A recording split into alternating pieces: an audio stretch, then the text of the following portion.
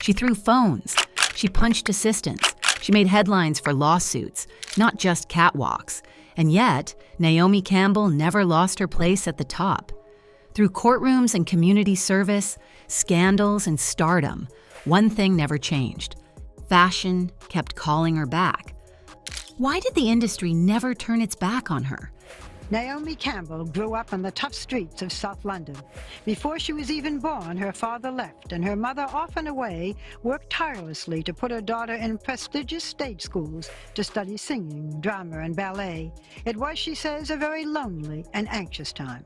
Being raised by a single mother, a Jamaican-born professional dancer, Naomi got to know the stage at a young age. At the tender age of 3, she was already learning ballet and subsequently got a scholarship at the esteemed Italia Conti Academy of Theatre Arts. Dance instructed her well beyond body position. It taught poise, discipline, and tolerance of pain unheard of to the rest of the world. If I hadn't been a model, she once reflected, I would have been a dancer. That foundation, poised under pressure, would become her signature. And the woman walked in and said, I'm going to make you a star. No, she didn't actually see me in Topshop. She saw me in Covent Garden. I was kind of taking a long detour from school, going home the long way. And she came up to me. I couldn't explain that to my mother very easily. But when I did a year later, she was like, I don't want you to model. At just 15, everything changed. While window shopping in Covent Garden, Naomi was spotted by Beth Bolt, head of Synchro Model Agency. She didn't have industry polish. She had raw, untamed power, and photographers saw it instantly. When she was 16, she was featured on UK television advertising a book she modeled. The first appearance was quiet, but she was elegant beyond mistake. One of the hosts described her as a very well-polished woman, but Naomi did not leave out light moments either. She provided the well-known tale of how she lost her skirt while going down the runway during one of her first catwalk presentations. It embarrassed her so much that she laughed, as everyone expected her to run away. She did not flinch. She adapted. That is what stars do. Naomi became the first black model to grace the French Vogue cover by 1988. A year later, she was on the cover of Time magazine, establishing her even more as a world icon before turning 20 years old. However, her legacy was not hers by herself. Together with Christy Turlington and Linda Evangelista, Naomi became part of the Trinity, a supergroup of models at the core of the Big Six supermodel movement. They were not mere good looks. They represented the 1990s. They fronted the largest campaigns worldwide, featured in George Michael's Freedom 90s video, and defined pop culture worldwide. In their presence, fashion models became celebrities, unstoppable, untouchable. It's a great honor to have such an outstanding model. I really love you. Nelson Mandela has called her his honorary granddaughter for her charitable work in South Africa. Even the leaders of the world cared. Nelson Mandela in South Africa not only liked Naomi's career path, but he also adopted her as his honorary granddaughter. They were close to each other. She regularly visited him, advocated his causes, and later became an advocate for health and development initiatives in Africa. As tabloids labeled her a diva, one of the greatest humanitarians in the world was addressing her as his family. By age 21, Naomi did not merely walk the runway. She was writing and reclaiming it. Her rise wasn't a climb. It was a cultural quake. Let's talk about this reputation of yours. It's pretty bad in this country. Yeah, it is, isn't it? Yeah. Why is that? Why do it provoke such reaction in people, do you think? I just think people in general, who are in the public eye, are targets. By the late 90s, Naomi Campbell was no longer a supermodel. She was a world celebrity. Behind it, however, as it seemed, there was a backstory to fame. Soon after, in 1998, the glossy covers and the runway lights were swiped by a shocking headline. Naomi had supposedly thrown a phone at her assistant, Georgina Galanis, in a heated exchange over a lost suitcase. The case collapsed amicably, but the incident did not stop. It stuck, like a crack in the glass. I didn't touch her body.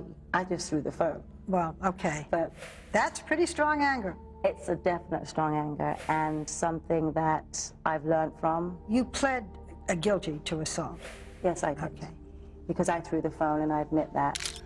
Over the years, the cracks deepened. In 2006, Naomi was arrested once more, but this time around it was hitting her housekeeper, Anna Scolavino, to the face with a BlackBerry. The argument? A pair of missing jeans. Naomi was convicted of a misdemeanor assault, and courts sentenced her to anger management lessons as well as 5 days of community service. However, Naomi had something different in mind if the court wished to humiliate her. She went to the New York Sanitation Department every day, all dressed in designer dresses and knee-high stiletto heels, with sunglasses that were as big as her headlines. The paparazzi went wild. The world watched, and Naomi swept the floors of a city garage like it was a runway. More stories followed. Over the next decade, at least 10 employees came forward with similar accusations, being hit, threatened, or verbally abused. Some quit on the spot. Others filed lawsuits. In 2000, her assistant Vanessa Frisbee accused her of slapping her and throwing a phone during a breakdown in a hotel room. Amanda Brack, another former employee, alleged that she had been assaulted several times when she traveled abroad. The lawsuits were later abandoned or settled. The damage, however, had been caused. The label difficult evolved into something more dangerous. By 2008, her rage had gone public again, this time at Heathrow Airport. Naomi was escorted off a plane in handcuffs after screaming at police because her luggage was not on the plane. The witnesses testified of screaming, kicking, and spitting. She was banned by British Airways for life. Her outbursts weren't just private anymore. They were spectacles. Behind the scandals, Naomi Campbell later came out to illustrate an even greater struggle with alcohol addiction. Then, in 1999, she checked into rehab and she said, once an addict, always an addict. What's your situation now in regards to rehabilitation? I go to meetings in every country I'm in. So you're just permanent in a permanent state of rehabilitation? Once an alcoholic addict, always an alcoholic addict. Well, what about, you're not going to blank me like he did about this, but what's about... However, fashion was not squinting. Brands like Versace, Dolce & Gabbana, and Vivienne Westwood supported her. Runway invites kept coming. The covers kept printing. Naomi remained, in the industry's eyes, untouchable. Her flawless, fierce, iconic image was too valuable to risk. If there were whispers behind closed doors, they never made it into contract clauses. Whatever the truth, one thing was clear. Naomi's fallouts didn't end her reign. They fed it. None of the drama, scandal, or fire stopped her. If anything, it became part of her myth. After the arrests, the lawsuits, and the headlines, Naomi Campbell should have been blacklisted. At least that's how the industry usually treats stars who spiral, but not Naomi. When other celebrities saw their careers go down the drain after a single episode of Fury or some internet tapes, Naomi was still walking. She survived the scandals and strutted through them in stiletto heels, runways in Milan, and billboards on campaign signs in Times Square. Designers such as Versace and Vivienne Westwood never alienated themselves. If anything, they embraced her more tightly. They saw what others feared. Naomi wasn't a liability. She was a lightning rod. No one else could command attention like her. Her strut was power. Her stare was a headline. She was unpredictable, explosive, and absolutely unforgettable. In an industry obsessed with image, her image sold even when it was bruised. Maybe, especially when it was bruised, fashion thrives on extremes, and Naomi offered both beauty and chaos in one frame. When she showed up to court in couture or served community service in sequins, people didn't look away. They clicked, bought, and watched. Outrage was good for business, and Naomi was outrage in motion.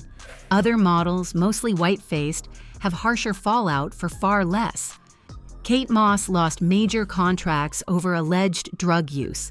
Cara Delevingne saw bookings vanish after public meltdowns. But Naomi, despite far more public scandals, stayed booked and celebrated. Was she protected, or was fashion protecting itself? Dropping her meant losing one of its most iconic and irreplaceable faces. She wasn't just a model, She was a black supermodel. At a time when runways were overwhelmingly white, Naomi stood alone at the top. Her presence was more than symbolic. It was structural. Taking her out would have meant confronting how few like her were ever allowed in. The industry needed her for the walk and what she represented. She was both a diversity checkbox and a global icon. That combination was rare and irreplaceable. In time, her violent reputation didn't tarnish the brand. It became part of it. Tabloids didn't just report her outbursts, they anticipated them. Magazines hinted at her mood swings. People tuned in not despite the drama, but because of it. And that's where the double standard sharpens. When you're that valuable, the rules don't apply. They bend, they twist, or they vanish entirely. Naomi didn't just break the mold. She forced fashion to reshape it around her. The world may have watched with judgment, but the catwalk never turned its back. Later on, Naomi assumed control of her story. Her interest turned to philanthropy, whereby she helped in the African health projects and Haiti disaster relief. She also guided emerging models, particularly women of color. She has discussed her problem with anger openly and has labeled it as one of the battles that she had to win. No longer a mere supermodel, Naomi had the status of a businesswoman, a cultural icon, and a media personality. She did not repress her past, rather she grew out of it. Still fierce, still stunning. However, now certainly in control. Naomi Campbell is a contradiction. Violent yet victorious. In fashion, power walks in heels, even if they sometimes stomp too hard on everything in their path.